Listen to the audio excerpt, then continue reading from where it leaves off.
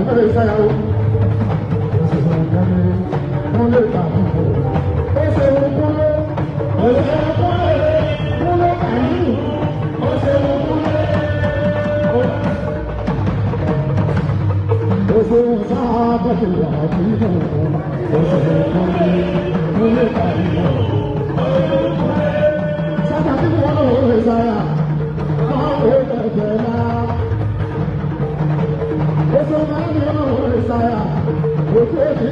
wáyé ọlọ́dún mi máa wà bí sí ó ṣe ń ọláyé àbúrí sí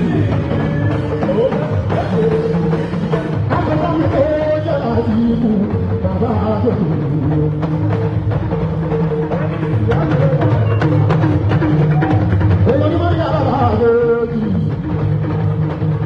Africa láti wù kọ́lá sí ìjọba kọ́lá sí ìyá.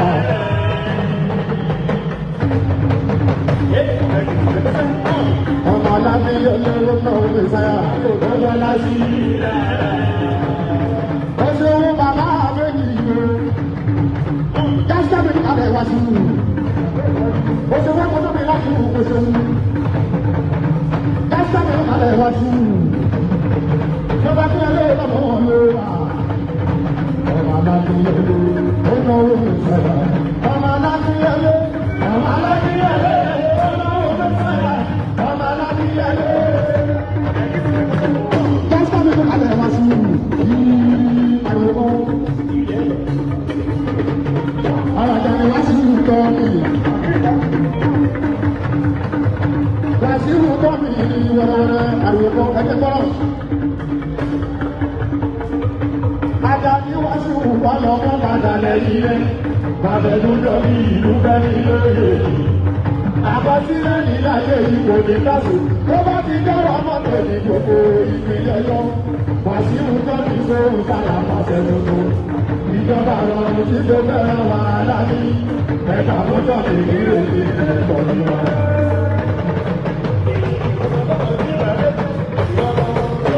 Alága àpọ̀jọ̀ ọ̀sán mi ò náwà láti fẹ́ sẹ́yà wọn.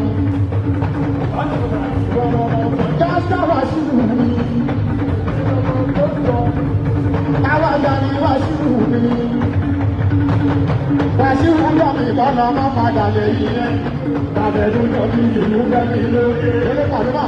Àkọsílẹ̀ nílẹ̀ ayé yìí kò ní kásò. Tó bá ti jọ́rọ̀ mọ́tò ní gbogbo ìpínlẹ̀ yọ. Wàsíù tọ́mi sóhun sára pàṣẹ lọ́sẹ̀ pàtì ìjọba rọrùn tí kò fẹ́ràn wà láti ẹgbà mú tọ́mi. Oṣù olóko àlómà.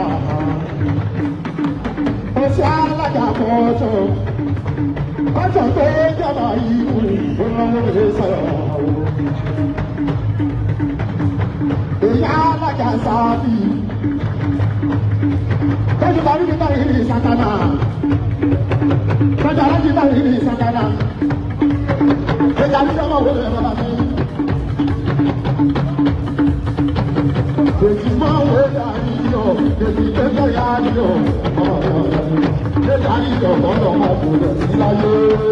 Ìjà ní ìjọ̀gbọ́dọ̀ máa bò rẹ̀